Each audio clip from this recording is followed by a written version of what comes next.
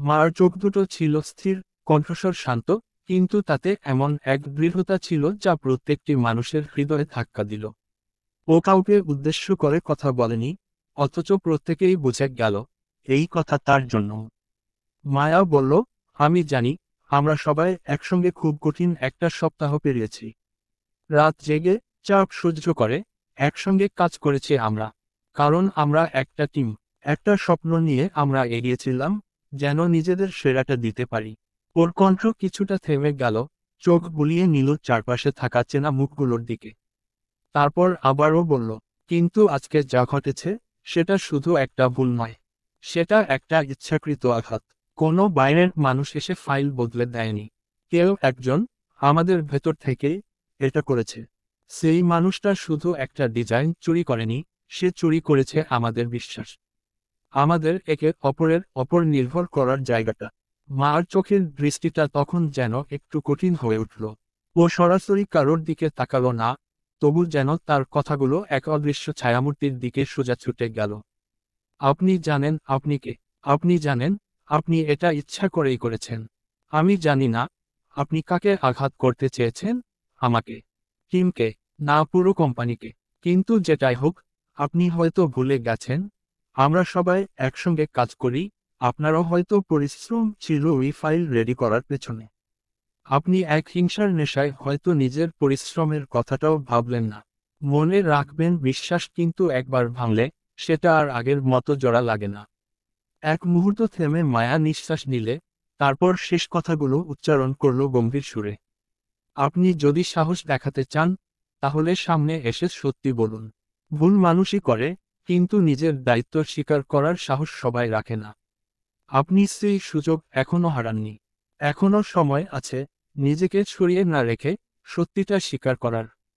নইলে মনে রাখবেন, সত্য কোনোদিনও চাপা পড়ে না, ঠিকই বেরিয়ে আসে। আর সেদিন আপনার মুখটা যেমন আমাদের সামনে আসবে, তেমনি আপনার আসল চেহারাটাও। পুরো হলো রুম তখন পাথরের মতো স্তব্ধ, যেন প্রত্যেকেই নিজের ভেতরটা ছুঁয়ে দেখছে, আমি কি তবে সেই সন্দেহের ছায়ায় আছি? আর যিনি সত্যিই দোষী, তার হৃদয়ে তখন হয়তো এক কাঁপুনি, এক অস্থিরতা। সে ভাবছে, মায়া কি জানে? কিছু না কিছু সে ঠিকই জানে। না, এত কিছু ঘটার পরেও সেই অজ্ঞাত ব্যক্তি সামনে এলো না, যেন কোনো কিছুর তোয়াক্কা নেই তার। হয়তো তার আত্মবিশ্বাস এতটাই প্রবল, সে ভাবছে কাজটা সে এমন নিখুঁতভাবে সম্পন্ন করেছে যে তাকে চিহ্নিত করা কোনোভাবেই সম্ভব নয়। বাহ্যিক দৃষ্টিতে যতই হুমকি ধামকি আসুক, যতই প্রশ্ন উঠুক, কেউ কখনো জানতে পারবে না এই ষড়যন্ত্রের নেপথ্যে সে রয়ে গেছে। রোম জুড়ে থমথমে এক নিঃশব্দ পরিবেশ। হলঘরে একদিকে সবাই নীরব, অন্যদিকে গাঢ় চিন্তায় ডুবে থাকা আরমান পায়ের ওপর পা তুলে গম্ভীর মুখে বসে আছে। তার চোখে মুখে স্পষ্ট এক ধরনের জেদ ও দৃঢ়তা। মায়া যখন দৃঢ় কণ্ঠে নিজের বক্তব্য রাখছিল, তখন আরমানের তীক্ষ্ণ দৃষ্টি যেন রেডারের মতো এক একজনের মুখের উপর দিয়ে সরে যাচ্ছিল, ধীরে ধীরে, নিখুঁতভাবে। রুমে উপস্থিত প্রতিটি মানুষ সেই দৃষ্টি টের পাচ্ছিল। আর সেই তীক্ষ্ণ দৃষ্টির স্পর্শ যার চোখে লাগছিল, সে যেন কেমন করে মাথা নিচু করে ফেলছিল, এক ধরনের অপরাধবোধ অথবা আত্মরক্ষার প্রবৃত্তিতে। যেন বোঝাতে চাইছিল, আমি নই, আমি নির্দোষ, আমি কিছুই জানি না। মার কথা শেষ হতেই আরমান আবার একবার রোমজুড়ে চোখ বুলিয়ে নিল। তার দৃষ্টি এবার আরো দৃঢ়, আরো অনড়। হঠাৎ করেই সে আবিরের দিকে তাকিয়ে মৃদু একটা ইশারা করল। সেই ইশারার ভাষা আবির ভালো করেই বুঝে নিল। গম্ভীর কণ্ঠে সে দাঁড়িয়ে বলল, ঠিক আছে, এত কিছু বলার সত্ত্বেও অপরাধী যদি সামনে না আসে, তাহলে এবার আমাদের নিজের পথে হাঁটতে হবে। আমরা আমাদের মতো করেই খুঁজে বের করব কে এর পেছনে আছে। আবিরের কণ্ঠে কোনো উত্তেজনা ছিল না, ছিল কেবল দৃঢ়তা। কথা শেষ করেই সে ঘুরে দাঁড়িয়ে অফিসের সিকিউরিটি রুমের দায়িত্বে থাকা দুইজন কর্মীর দিকে তাকিয়ে বলল, সিসিটিভি ক্যামেরার ফুটেজটা বের করুন। এখনই আপনারা আপনাদের কাজ শুরু করুন। ঘরজুড়ে আবারও ছড়িয়ে পড়ল এক অদৃশ্য আতঙ্কের স্রোত। চাপা উত্তেজনা যেন হঠাৎই নিঃশব্দ বিস্ফোরণের মতো আঘাত হানল উপস্থিত সকলের মনে। কারো মুখে আর কোনো শব্দ নেই, শুধু হৃদস্পন্দনের শব্দ যেন ক্রমশ গাঢ় হয়ে উঠছে। কেবল অনুভব করা যাচ্ছে, সময় থমকে গেছে এক অজানা রহস্যের সামনে দাঁড়িয়ে। কারণ এখন খেলার নিয়ম আরমান ও তার টিমের হাতে, বাকিরা কেবল দর্শক। অল্প কিছু সময়ের পর সিকিউরিটি রুমের একজন দায়িত্বপ্রাপ্ত ব্যক্তি একটি গুরুত্বপূর্ণ ফুটেজ খুলে দেখায় বিশাল স্ক্রিনে। সকলের দৃষ্টি আটকে গেল সেই দৃশ্যের ওপর। ফুটেজ দেখা গেল রাতের কোনো এক নিস্তব্ধ সময়ে এক নারী, শাড়ি পরা, অথচ সারা শরীর চাদরে মুড়ে রাখা, চুপচাপ প্রবেশ করছে সিকিউরিটি কন্ট্রোল রুমে। তার চলনে ছিল অসাধারণ সাবধানতা, যেন প্রতিটি পদক্ষেপ আগে থেকেই হিসেব করে রাখা। কিছুক্ষণের মধ্যে স্পষ্ট দেখা যায় রুমের দায়িত্বে থাকা দুইজন নিরাপত্তাকর্মী অচেতন হয়ে পড়ে আছে মেঝেতে। নিঃশব্দে ছায়ার মতো নড়াচড়া করতে করতে নারীটি এগিয়ে গেল কম্পিউটার টার্মিনালের দিকে। তারপর ধীরে ধীরে নিখুঁত দক্ষতায় তার আঙুলগুলো চলতে লাগলো কিবোর্ডে। তীক্ষ্ণভাবে পর্যবেক্ষণ করলে বোঝা যায় সে নির্দিষ্ট কিছু সিকিউরিটি ফুটেজ, বিশেষ করে নিজের প্রবেশের মুহূর্তগুলো, একে একে মুছে দিচ্ছে, যেন কখনো সে সেখানে ছিলই না। তবে এখানেই শেষ নয়। কাজ শেষ করেই কোনোরকম তাড়াহুড়ো ছাড়াই সে আবার দরজা খুলে বাইরে বেরিয়ে যায়। চাদরে মোড়া মুখটি তখনও অদৃশ্য, একটুকুও দৃশ্যমান নয়, যেন ছায়া হেঁটে যাচ্ছে করিডোর জুড়ে। পরবর্তী ফুটেজ দেখা যায় সে সোজা গিয়ে দাঁড়ায় মার কেবিনের সামনের করিডোরে। মুহূর্তের মধ্যেই সে করিডোরের লাইট সুইচ অফ করে দেয়। সঙ্গে সঙ্গে চারপাশ ডুবে যায় গাঢ় অন্ধকারে, এক রহস্যময় কুয়াশা যেন সমস্তটা ঢেকে ফেলে। এরপর আর কিছুই স্পষ্ট দেখা যায় না, সবকিছু যেন নিঃশেষ হয়ে যায় অন্ধকারের চাদরে। রুমের মধ্যে নিস্তব্ধতা চেপে বসে আরো গভীরভাবে। কারো নিঃশ্বাস ফেলার শব্দ যেন কানে এসে ধাক্কা খাচ্ছে। শুধুমাত্র আরমান বাদে রুমে থাকা প্রত্যেকটি ব্যক্তি গভীর মনোযোগে ফুটেজের প্রতিটি ফ্রেম পর্যবেক্ষণ করে। ফুটেজের সেই রহস্যময়ী দৃশ্য শেষ হতেই রুম জুড়ে আবারও ছড়িয়ে পড়ল এক অদ্ভুত নিস্তব্ধতা। কেউ কিছু বলছে না, কিন্তু ভেতরে ভেতরে যেন সবার মনে একটাই প্রশ্ন ঘূর্ণি তুলে দিচ্ছে, কে সেই নারী? ধীরে ধীরে মার টিমে কাজ করা প্রতিটি ডিজাইনারের চোখ একে একে ঘুরে গেল রুমের এক কোনায় থাকা হুইলচেয়ারে বসে থাকা দিশার দিকে। যেন অজান্তেই সকল সন্দেহের তীর ঠিকঠাক করল তার দিকেই। দিশা প্রথমে বুঝে উঠতে পারছিল না কি ঘটছে, কিন্তু যখন টের পেল যে একে একে সবার চোখ তার দিকেই নিবদ্ধ, তখন তার শরীরটা মুহূর্তেই ঠান্ডা হয়ে গেল। ঘাড় ঘুরিয়ে একবার দেখল, আবার নিজের হাত জড়ো করে বসে রইল, কিন্তু সেই দৃষ্টি থেকে রেহাই নেই। তার নিঃশ্বাস দ্রুত হয়ে উঠল, কপাল বেয়ে বিন্দু বিন্দু ঘাম গড়িয়ে পড়তে লাগল। ওর চোখে তখন একটা ভীত ভীত ভাব, যেন কেউ ওকে অন্ধকারে দাঁড় করিয়ে দিয়েছে, আর আলোটা একদম ওর মুখের ওপর ফেলে রেখেছে। হাত কাঁপছে, ঠোঁট কাঁপছে, একটা রুমাল বের করে হাত কাঁপতে কাঁপতেই কপালের ঘাম মুছে নিল সে। তারপর আমতা আমতা করে, গলায় আতঙ্ক মেশানো এক ব্যাকুলতায় বলল, তো তোমরা আমার দিকে এভাবে তাকাচ্ছ কেন? ওটা ওটা আমি না, আমি না। তার কণ্ঠে ছিল না কোনো জোর, বরং ছিল ভাঙা বিশ্বাস আর প্রচণ্ড অস্থিরতা। কথাগুলো যেন তার নিজেরও বিশ্বাস হচ্ছিল না, বা হয়তো সে চাইছিল সবাই বিশ্বাস করুক যে সে নির্দোষ।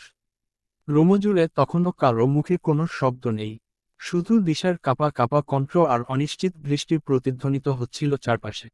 সিকিউরিটি কন্ট্রোল রুমের দায়িত্বে থাকা দুইজন নিরাপত্তাকর্মী, যারা ঘটনার রাতের রাত্রিকালীন ডিউটিতে ছিলেন, তাদের চাপ পৌঁছে দিয়েছিল যে ছেলেটি, সেই ক্যান্টিন বয়ের নাম সমীর। তাকে ডেকে আনা হয়েছে প্রশ্নের মুখোমুখি করার জন্য। পুরো হলরুম তখন স্তব্ধ, টানটান উত্তেজনায় ভর্তি। আরমান ধীরে চোখ তুলে তাকাতেই সমীরের শরীর থরথর করে কাঁপতে শুরু করে। তার কণ্ঠে দারুণ ভীতি, স্নায়ু যেন এক মুহূর্তে ভেঙে পড়েছে। কাঁপা কাঁপা গলায় সে বলে উঠল, সরি স্যার, আমার ভুল হয়ে গেছে। দিশা ম্যাম আমায় ঔষধ চায়ের সাথে মিশাতে বলেছিলেন। ভুল হয়ে গেছে স্যার। কথাগুলো বলতে বলতে সমীর ভেঙে পড়ে আরমানের পায়ের কাছে। ভয়ে, লজ্জায়, অপরাধবোধে, সবকিছুতে যেন তার মনোজগৎ একসাথে চূর্ণ বিচূর্ণ। সে দুহাতে আরমানের পা জড়িয়ে ধরে ক্ষমা প্রার্থনা করতে থাকে, কিন্তু আরমান কেবল একবার শান্তভাবে হাত তুলে তাকে থামিয়ে দিল। কোনোরকম চিৎকার বা রাগ নয়, শুধু এক দৃষ্টিতে তাকিয়ে আছে, তবে সেই দৃষ্টিতে এমন এক শীতল দৃঢ়তা, যেন শীতল আগুনে পড়ে যাচ্ছে কেউ। সমীর চোখের পানি মুছে উঠে দাঁড়ালো, মাথা নিচু করে দাঁড়িয়ে থাকলো একপাশে। আর হলরুমে নেমে এলো নিস্তব্ধতা। তখন আরমানের দৃষ্টি চলে গেল দিশার দিকে। গভীর, নীরব, স্থির এক দৃষ্টি। যেন চোখের ভাষাতেই সে সবকিছু বলছে, তুমি ধরা পড়ে গেছ। আর দিশা, আতঙ্কে তার মুখ বিবর্ণ হয়ে গেছে। শীতাতপ নিয়ন্ত্রিত ঘরেও তার কপাল বেয়ে গড়িয়ে পড়ছে ঘামের ফোঁটা। কাঁপা কাঁপা গলায় সে হঠাৎ চিৎকার করে উঠল, মিথ্যে, এই সব কিছু মিথ্যে। ফাঁসানো হচ্ছে আমাকে। তানিশা তখন একটু এগিয়ে এসে বলল, কিন্তু ম্যাম, ওই সিসিটিভি ফুটেজ থাকা মেয়েটি দেখতে ঠিক আপনার মতো। আর কালকে আপনার পরনে যেই শাড়িটা ছিল, সিসিটিভি ফুটেজ মেয়েটির পরনেও ঠিক সেই শাড়িটাই ছিল। দিশা ব্যাকুল গলায় সাফাই দিল, এই ধরনের শাড়ি আমি একা পরি না, তানিশা। এই অফিসে কম মেয়ে কাজ করে না, অনেকেই পরে এই রকম শাড়ি। আর ফুটেজ মেয়েটির মুখ তো স্পষ্ট না, তাহলে কিভাবে প্রমাণ হলো মেয়েটি আমি?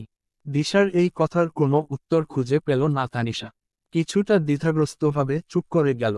আর দিশা সেই মুহূর্তে মনে মনে একটুখানি বিজয়ের হাসি হাসল, যেন সে ভাবছে, এই যাত্রায় বেঁচে গেল। কিন্তু আবির চুপ থাকেনি।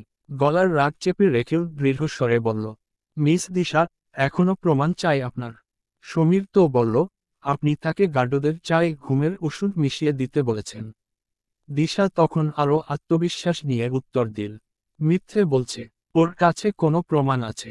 আমি ওকে এমন কিছু করতে বলেছি তার কোনো নির্দিষ্ট প্রমাণ? সমীর তখন মাথা নিচু করে দাঁড়িয়ে, কণ্ঠে গভীর লজ্জা আর গ্লানি। স্যার, উনি আমায় বাইরে দেখা করতে বলেছিলেন। প্রথমে বলেছিলেন একটা কাজ দেবেন, যদি ঠিকমতো শেষ করি তাহলে মোটা অঙ্কের টাকা পাব। পরে দেখা করতে গেলে উনি এই কাজের অফার দেন। আমি প্রথমে না করি। বাড়িতে আমার অসুস্থ মা আছেন, অনেক টাকা লাগে চিকিৎসায়। উনি সেটা জানতেন, আর সেটার সুযোগ নিয়ে আমাকে রাজি করায় দাঁড়ি। তারপর আমিও অনেক ভেবে রাজি হয়ে যাই। কিন্তু আমার কাছে কোনো প্রমাণ নেই স্যার। আরমান তখনও চুপ, শুধু দিশার দিকে তাকিয়ে আছে এক অনড় দৃষ্টিতে। কোনো কথা বলেনি, কিন্তু সেই চোখে ছিল হাজার কথা। অপরাধের প্রতিটি স্তর যেন ছিন্নভিন্ন হয়ে বেরিয়ে আসছে দিশার শরীর থেকে। তবুও দিশার দমে কোনো ভাঙন নেই। সে চেয়ারে বসে আছে হুইলচেয়ারে, মাথা তুলে, মনে হচ্ছে যেন কিছুই ঘটেনি, যেন সে একেবারে নির্দোষ। তখন আবির ডেকে আনালো আরেকজন গার্ডকে। সেই গার্ড জানালো, স্যার, আমি গতরাতে যখন টহল দিচ্ছিলাম, তখন দেখি অন্ধকার করিডোর থেকে দিশা ম্যাম বেরিয়ে আসছেন। তখন অফিসে আর কেউ ছিল না। ঘরে আবারও চাপা গুঞ্জন, কিন্তু দিশা এবারও পিছপা নয়। চোয়াল শক্ত করে উত্তর দিল, এই অফিসে আমাদের সবারই যে কোনো জায়গায় যাওয়ার পারমিশন আছে। আমি ওই করিডোর দিয়ে যাচ্ছিলাম আরমান স্যারের কেবিনে দেখা করতে। কিন্তু করিডোর থেকে বুঝি কেবিনে আলো নেই, মানে উনিও নেই। তাই আমি সোজা চলে যাই নিজের বাসায়। আর এই গার্ড কি বলতে পারবে আমি কোনো ফাইল বা কাগজ হাতে নিয়ে যাচ্ছিলাম কিনা? গার্ড কিছুটা দ্বিধায় মাথা নাড়ল, না ম্যাম, কোনো ফাইল বা কাগজ ছিল না। এই কথায় দিশার মুখে একটু নিশ্চিন্তের ছায়া। মনে হলো যেন তার কৌশলী প্রতিরক্ষা কাজ করছে। কিন্তু পুরো হলরুম তখন গা ছমছমে উত্তেজনায় থমথমে। একপাশে সত্যের আতঙ্ক, অন্য পাশে সত্যকে ঢাকার শেষ চেষ্টা। আর তার মাঝখানে দাঁড়িয়ে আছে আরমান, চুপচাপ, স্থির, কিন্তু ভেতরে যেন বজ্র নেমে আসছে। আরমান তখনও চুপচাপ বসেছিল, কিন্তু তার চোখের দৃষ্টিতে ক্রমশ জমে উঠছিল এক ধরনের আগুন। আশেপাশের সবাই বুঝতে পারছিল, ঝড় ওঠার আগের নিস্তব্ধতা এটা। অবশেষে সেই নিস্তব্ধতা ভেঙে গম্ভীর, থমথমে কণ্ঠে আরমান বলে উঠল, মিস দিশা, আমি নিজে আপনাকে দেখেছি, মার কেবিন থেকে বেরিয়ে যেতে। আপনি ভেবেছিলেন আমার কেবিন অন্ধকার ছিল মানে আমি ছিলাম না। কিন্তু আপনি ভুল ভেবেছিলেন। আমি তখনও কেবিনে ছিলাম, শুধু আলো নিভিয়ে চুপ করে বসেছিলাম কিছু জরুরি কাজ নিয়ে। এবং সেই অবস্থাতেই আমি আপনাকে স্পষ্ট দেখতে পাই, আপনি কিভাবে মার কেবিনে ঢুকলেন এবং কিছুক্ষণ পর কেবিন থেকে ফাইল হাতে বেরিয়ে এলেন। ঘর যেন এক মুহূর্তের জন্য নিঃশব্দে জমে গেল। কেউ নড়ল না, কেউ বলল না কিছু। আরমান থেমে গেল না, তার গলা গম্ভীর থেকেও যেন আরো ভারী হয়ে উঠল। আপনি বুঝতে পেরেছিলেন যে গার্ড আসছে, তাই তাড়াহুড়ো করে আপনি ফাইল দুটি, হ্যাঁ ঠিক আসল ফাইল দুটি, আপনি মার কেবিনের পাশের বন্ধ রুমের দরজার নিচ দিয়ে গলিয়ে দিয়েছিলেন। আপনি হয়তো জানেন, আমার কেবিনের দরজাটা কাচের তৈরি।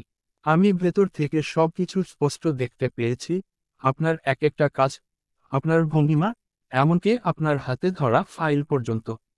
এই কথাগুলো বলতেই দিশার মুখে যতটুকু আত্মবিশ্বাস আর দৃঢ়তা ছিল, সেটা এক মুহূর্তে যেন মিলিয়ে গেল। তার চোয়াল ঢিলে হয়ে এলো, চোখের দৃষ্টি অস্থির হয়ে উঠল, গলার কাছটা শুকিয়ে গেল বলে মনে হলো। ফ্যাকাশে মুখে সে এক দৃষ্টিতে তাকিয়ে রইল আরমানের দিকে।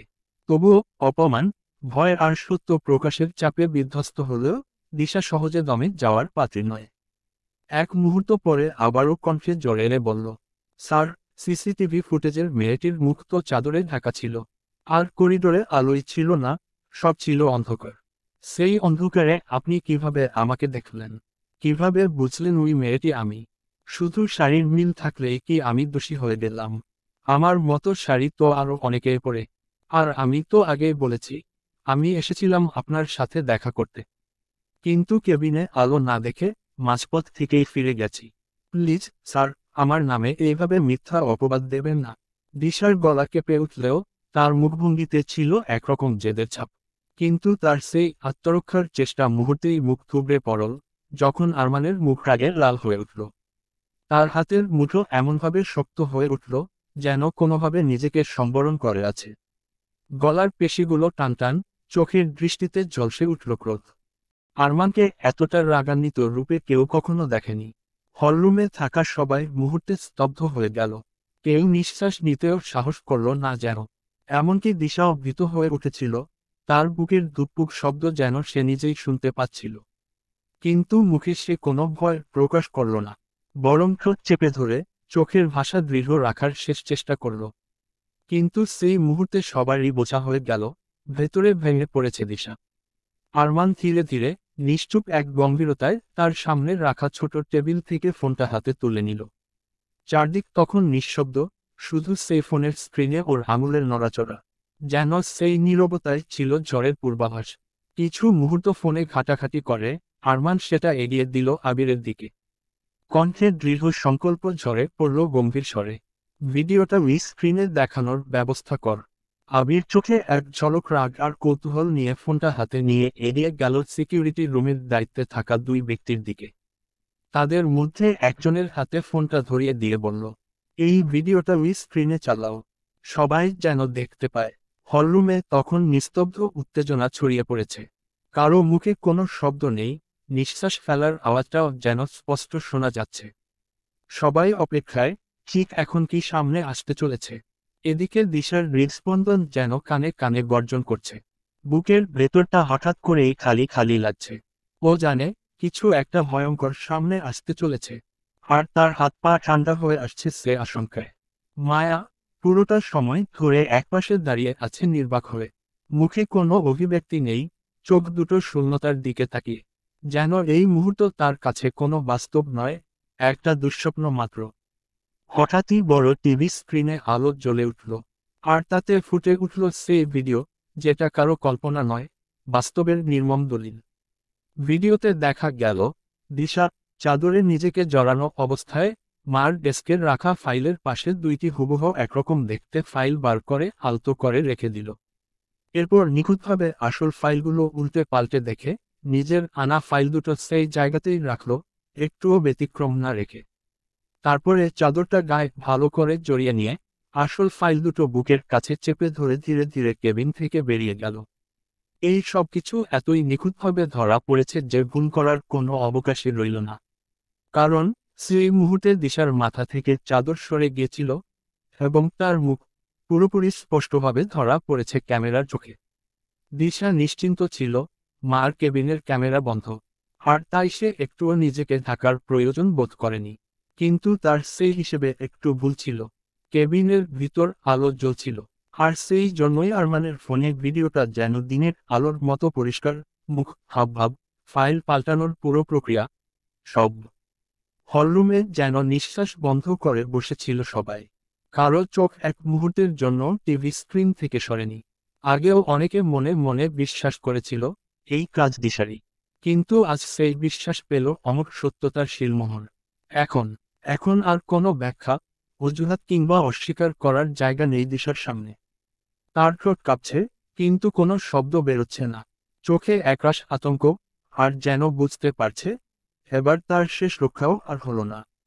কিন্তু আবির ছাড়া আর কেউ বুঝতে পারল না ভিডিওটা ঠিক কোথা থেকে কিভাবে করা হয়েছে।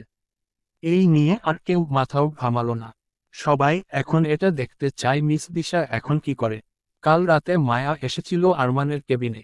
হাতে ছিল সেই গুরুত্বপূর্ণ আসল দুইটি ফাইল, যেগুলো পরদিন সকালে প্রেজেন্টেশনের জন্য প্রস্তুত করা হয়েছিল। কিন্তু কেবিনে ঢুকে দেখে আরমান সেখানে নেই, ওয়াশরুমে ছিল শেষ সময়ে। আর এদিকে আবির ওর জন্য নিচে অপেক্ষা করছে। সেই কারণেই মায়া কিছু না বলে আলমারিতে ফাইলগুলো রেখে নীরবে বেরিয়ে যায় কেবিন থেকে। আরমান সেই মুহূর্তের কোনো কিছুই জানতে পারেনি। ওয়াশরুম থেকে ফিরে এসে আরমান পুরো রুমের সকল লাইট অফ করে দেয়। তারপর অন্ধকারে নিজের চেয়ারে এসে বসে পড়ে। এক দৃষ্টিতে জানালার দিকে তাকিয়ে থাকতে থাকতে ধীরে ধীরে চোখ বন্ধ করে দেয়। বাইরে যেন নীরব রাত, আর ভেতরে তার অন্তর্দহন। চেয়ারে হেলান দিয়ে বসে ওর মনটা ডুবে ছিল একটাই নামেই, পিচ্চি মায়াবতী। যাকে সে ওই অ্যাক্সিডেন্টে এরপর আর কোনোদিন চোখে দেখেনি, যার কণ্ঠ আর কখনো শোনেনি, যার সাথে আর অন্য কোনো স্মৃতির বাঁধন গাঁথা হয়নি। তবুও সেই মেয়েটাই ওর হৃদয়ে ঝড় তুলে চলেছে প্রতিটি নিঃশ্বাসে। কে সে মায়াবতী? শুধু একটিবার চোখে দেখলেই কি এই দীর্ঘ ব্যাকুলতা শান্ত হবে? সেই অচেনা মেয়েটি এখন যেন তার জীবনের কেন্দ্রে পরিণত হয়েছে। বুকের ভেতরে যেন আগুন জ্বলছে, যা নিভবে শুধু তখনই যখন মাত্র একবার সে নিজের পিচ্চি মায়াবতীকে নিজের বুকে চেপে ধরতে পারবে। ঠিক তখনই হঠাৎ করে কিছু একটা অস্বাভাবিক ঠেকল ওর। চোখ বন্ধ থাকা সত্ত্বেও যেন টের পেল আলো নিভে গেছে করিডোরের। তৎক্ষণাৎ চেয়ারে সোজা হয়ে বসে পড়ে আরমান। সতর্ক চোখে তাকিয়ে রইল কেবিনের কাচের দরজার ওপারটায়। ধীরে ধীরে একটা ছায়ামূর্তি করিডোর দিয়ে এগিয়ে এলো মার কেবিনের দিকে। নিঃশব্দে, সুনিপুণভাবে।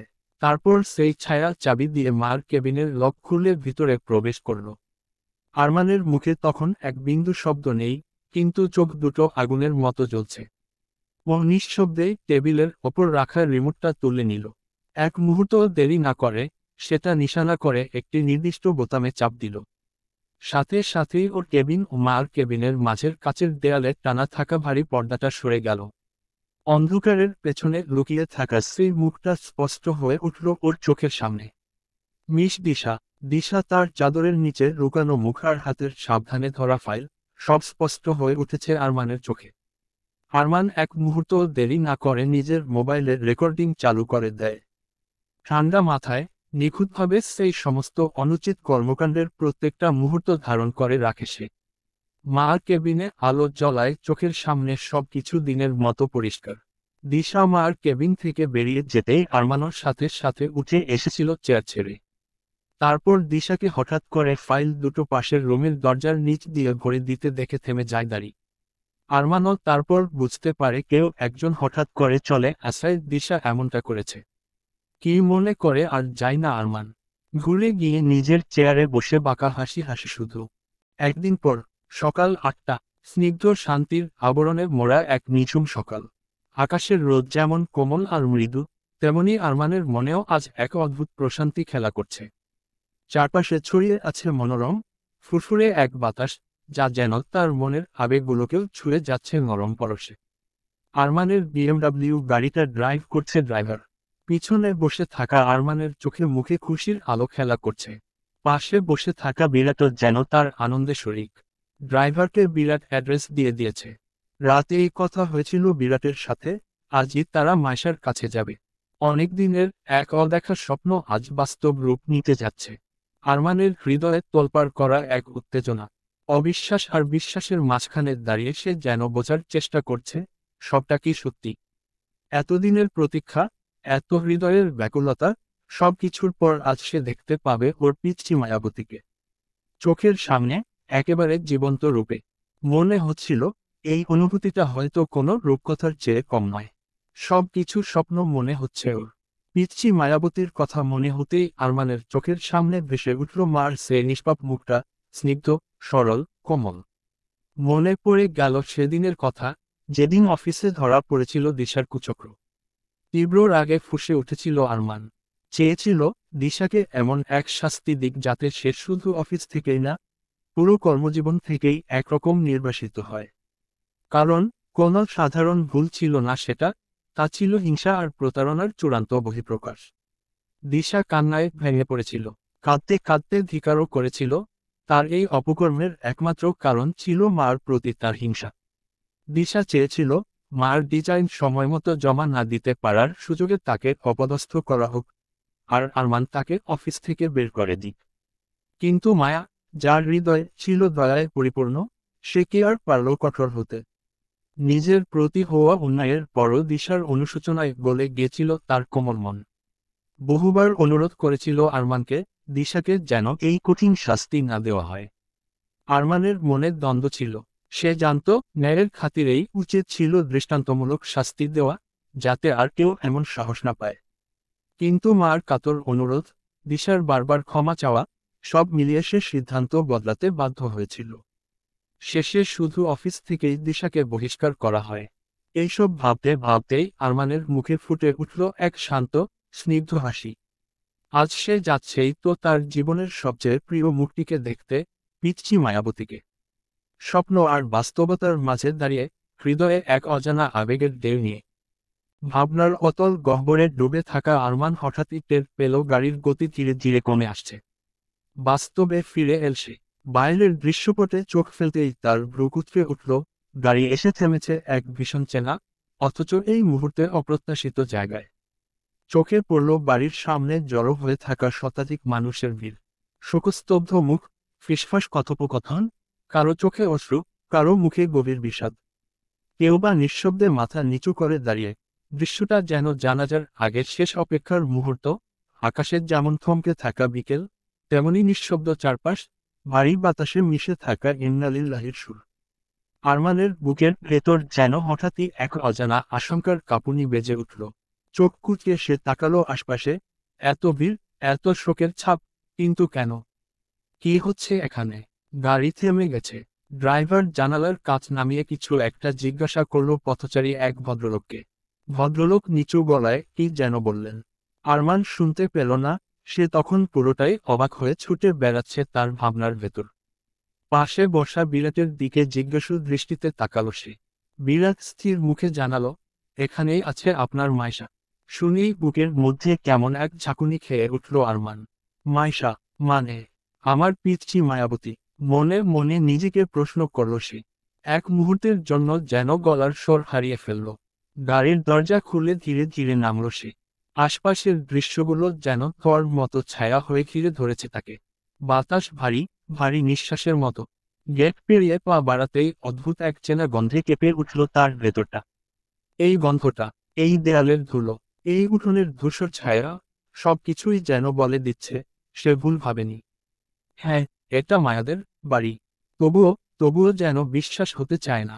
সে তো ওর পিচ্চি মায়াবতীর কাছে যাচ্ছিল, একটা নতুন জীবন, এক নতুন শুরুর আশায়। তাহলে এখন এই মৃত্যুর বাতাবরণ কেন? আরমান থমকে দাঁড়ালো। এক দৃষ্টিতে তাকিয়ে রইল বাড়ির সদর দরজার দিকে। সেখানে এক অদ্ভুত নিস্তব্ধতা। এই নিস্তব্ধতা যেন সমস্ত শব্দ শুষে নিয়েছে। বিরাট এবার আরমানের কাঁধে আলতো হাত রাখল। বলল, চলুন, ভেতরে চলুন। আপনার মাইশা, ও ভেতরেই আছে। আরমান ধীরে ধীরে এগোলো। বুকের ভেতর ঢেউয়ের মতো ওঠানামা করছে আবেগের জলোচ্ছ্বাস। পা যেন ভারী, দৃষ্টি ঝাপসা।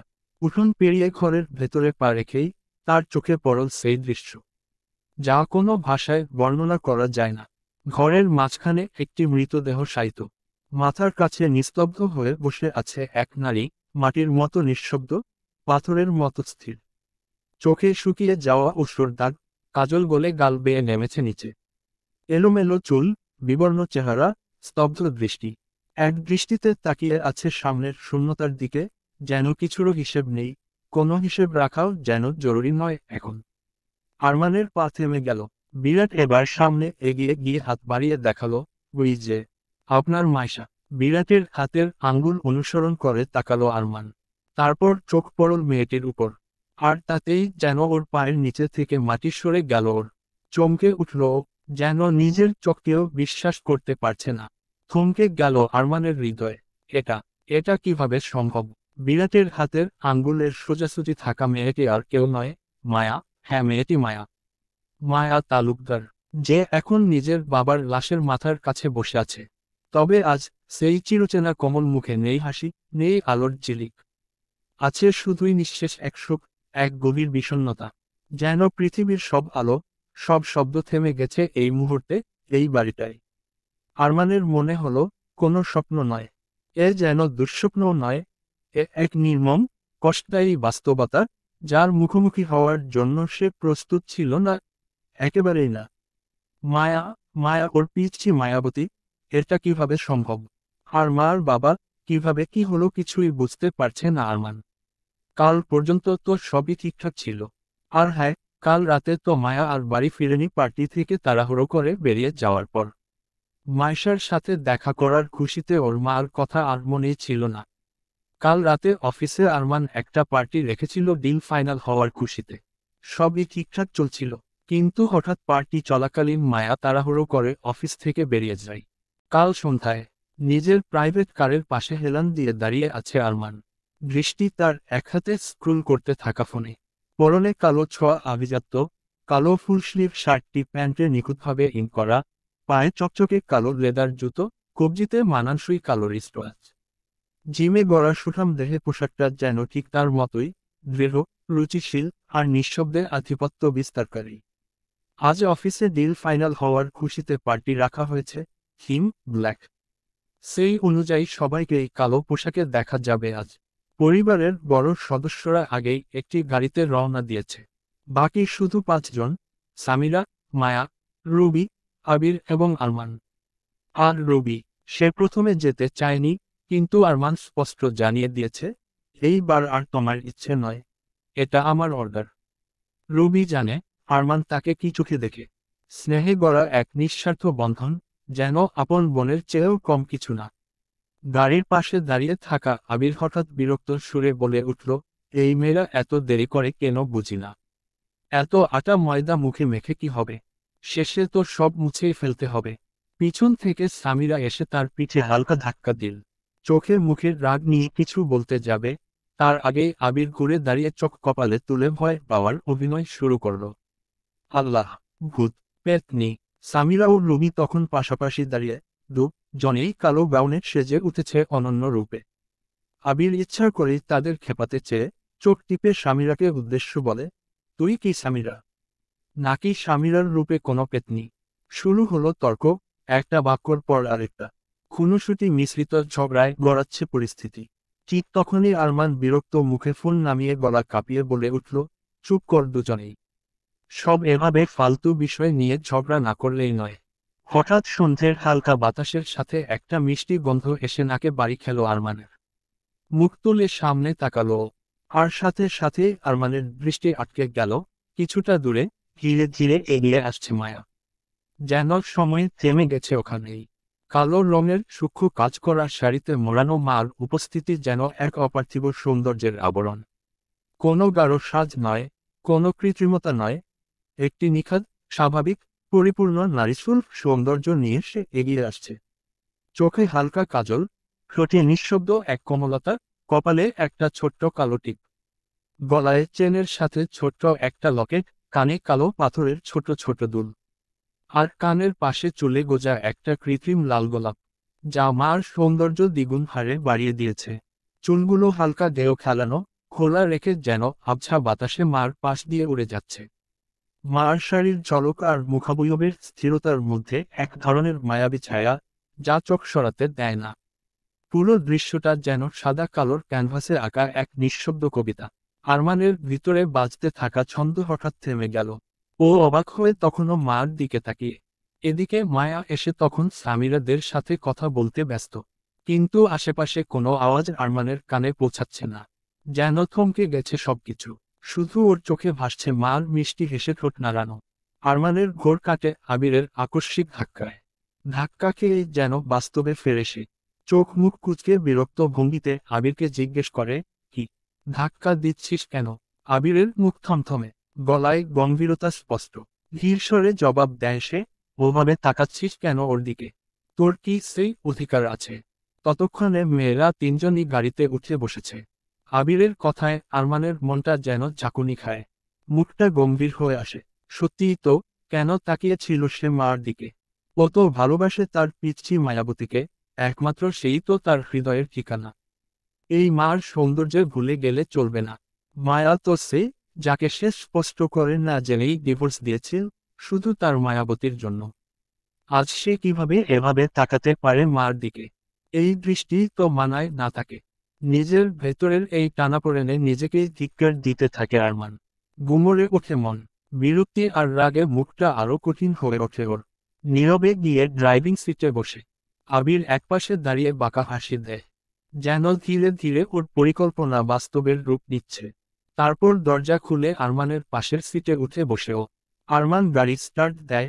গাড়ি ধীরে ধীরে ছুটে চলে অফিসের পথে। তবুও না চাইলেও মিররের দিকে চোখ চলে যায় আরমানের। আর সেখানে ধরা দেয় মার মুখ। সেই মার সহজ সরল হাসি, কথার মাঝে মিষ্টি ভঙ্গি, সামনে আসা ছোট চুলগুলো হাতের সাহায্যে কানের পাশে গোজা, সবকিছু মিলিয়ে এক অপূর্ব দৃশ্য যেন। কিন্তু ঠিক তখনই আবিরের বলা কথাগুলো বিদ্যুতের মতো কানে ঝনঝনিয়ে বাজে, তোর কি সেই অধিকার আছে? আরমানের ভিতরে ক্ষোভ জেগে ওঠে, নিজের প্রতি, মার প্রতিও। ছলনাময়ী মনে হচ্ছে ওর মায়াকে। হ্যাঁ, ছলনাময়ী। তা নয় তো কি? কেন মায়া এল আবার তার জীবনে? কেন সবকিছু আবার এভাবে এলোমেলো করে দিচ্ছে সে? ভাবনার গভীরে ডুবে থাকা অবস্থাতেই অফিসের সামনে এসে গাড়ি থামায় আরমান। এক মুহূর্ত বসে থাকে চুপচাপ। তারপর ধীরে দরজা খুলে নেমে পড়ে। পেছনের সিট থেকে বাকিরাও নামছে তখন। চোখের কোণে একবার মার দিকে তাকায় আরমান, চট করে আবার চোখ ফিরিয়ে নেয়। গাড়ির দরজা বন্ধ করে সে চাবিটা বাড়িয়ে দেয় পাশে দাঁড়ানো নিরাপত্তাকর্মীর দিকে। সংক্ষেপে বলে, গাড়িটা পার্ক করে দিন। সঙ্গে সঙ্গেই আবির ব্যস্ত হাতে ফোন বের করে মেসেজ টাইপ করতে থাকে। মিরাজকে জানিয়ে দেয় তারা এসে গেছে। সবাই মিলে অফিস ভবনের ভিতরে প্রবেশ করে। ৫ জনে একসাথে লিফটে উঠে উপরের তলার দিকে রওনা দেয়। লিফটের ভিতরে এক ধরনের চাপা উত্তেজনা। মায়া আর আরমান পাশাপাশি দাঁড়িয়ে, পেছনে আবির, রবি ও সামিরা। উপরে পৌঁছে হলো রুমের দরজার সামনে এসে থামে তারা। আরমান মৃদু ঠেলায় দরজা খুলে দেয়। এরপর আরমান আর মায়া দুজনে এক আচমকা রঙিন কনফেটির বৃষ্টি নেমে আসে উপরের দিক থেকে। ঝলমলে কাগজের টুকরো আর ফুলের পাপড়ি যেন তাদের অভ্যর্থনার জন্য অপেক্ষায় ছিল। চারপাশে করতালি, উচ্ছ্বাস। চারপাশের সবার চোখে একরাশ উজ্জ্বলতা। মায়া আর আরমানকে ঘিরে যেন তৈরি হয়েছে এক আনন্দময় আবহ। এই গুরুত্বপূর্ণ বিজনেস ডিল সফল করার পেছনে মার ভূমিকা কেউই অস্বীকার করতে পারে না। বরং সবার বিশ্বাস, আরমানের এই সাফল্যের পেছনে মায়েরই সবচেয়ে দৃঢ় অবদান রয়েছে। আর তাই আজ সবার কাছেই মায়া আরও সম্মানীয়, আরও গুরুত্বপূর্ণ। সবাই একে একে এগিয়ে এসে আরমান ও মার সঙ্গে কুশলাদি বিনিময় করতে থাকে। উষ্ণ অভ্যর্থনায় মুখর হয়ে ওঠে পরিবেশ। মিস্টার ড্যানিয়েলও বাদ যান না, তিনিও উপস্থিত সেখানে। আরমানের সঙ্গে সামান্য কথা বলে তিনি ধীরে ধীরে মার দিকে এগিয়ে আসেন। কিন্তু মায়া যেন তাকে দেখেও দেখেনি, চোখ ফিরিয়ে নিয়ে অন্য দিকে চলে যায়, যেন তার উপস্থিতি সম্পূর্ণ অপ্রাসঙ্গিক। এই আচরণে মিস্টার ড্যানিয়েল কিছুটা অপ্রস্তুত হয়ে পড়েন। পাশে দাঁড়িয়ে থাকা আবির তার অস্বস্তিকর অবস্থাটি লক্ষ্য করে মৃদু হেসে ফেলে। আবিরের এই চাপা হাসি সামিরার দৃষ্টিসীমা এড়িয়ে যায় না। সে সঙ্গে সঙ্গে আবিরকে কনুই দিয়ে হালকা ধাক্কা দিয়ে ফিসফিস করে জিজ্ঞেস করে, হাসছ কেন? আবির রহস্যময় দৃষ্টিতে তাকিয়ে শুধু বলে, পরে বলবো। এরপর কেক কাটা শুরু হয়। সবাই রিকোয়েস্ট করে আরমান আর মায়াকে একসাথে কেক কাটার জন্য। প্রথমে মায়া কিছুটা না না করে তারপর রাজি হয়ে যায়। মায়া গিয়ে আরমানের পাশে দাঁড়ায়, ওদের সামনে একটা টেবিলে কেক রাখা। আরমান টেবিল থেকে চাকুটা হাতে তুলে নেয়, তারপর অপেক্ষা করে মার হাত দেওয়ার। মায়া তার কাপা কাপা হাত ধীরে ধীরে এগিয়ে দেয় আরমানের হাতের দিকে। আরমানের হাতের কাছে হাত রাখতেই কিছুটা কেঁপে ওঠে মায়া। সেই কম্পন আরমান নিজেও অনুভব করে। ও একবার আর চোখে তাকায় মার দিকে। মায়া তার মাথা নিচু করে নিচের দিকে তাকিয়ে আছে। মার হাত আরমানের হাতে স্পর্শ করতে আবারও খুব চেনা লাগে এই স্পর্শ আরমানের। যেন খুব কাছের কেউ, খুব নিজের আপন কেউ। যেন ও এই স্পর্শই হন্যে হয়ে খুঁজে বেড়াচ্ছে, যেটা একমাত্র ওর পিচ্ছি মায়াবতীর কাছেই গেলেই পাবে দাঁড়ি। তবে মার এই স্পর্শে কেন এমন অনুভূতি হয়? মায়া কাছে থাকলে, পাশে থাকলে, কেন মনে হয় যে ওর পিচ্ছি মায়াবতী ওর কাছে আছে? সামিরা, কি হলো ভাইয়া, কেকটা কাটো। স্বামীরার কথায় ঘোর কাটল আরমানের।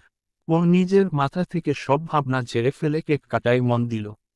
ধীরে ধীরে চাকু বসালো কেকের উপর। কেক কাটা শেষ হতেই মায়া তাড়াহুড়ো করে নিজের হাত সরিয়ে নিল। এরপর আরমান একটু কেক নিয়ে প্রথমেই ওর মাকে খাইয়ে দিল। এখানে আরমানের মা, চাচি, বাবা, চাচা সবাই আছে। আরমান একে একে ওর বাড়ির সবাইকে কেক খাইয়ে দিল। তারপর একটু কেক নিয়ে মার দিকে এগিয়ে গেল আরমান। বলল, থ্যাঙ্কস মায়া, এই ডিলটা তোমার জন্যই পাওয়া সম্ভব হয়েছে। তার জন্য সত্যি তোমাকে মন থেকে থ্যাঙ্কস জানাচ্ছি। এইভাবেই আরো এগিয়ে যাও।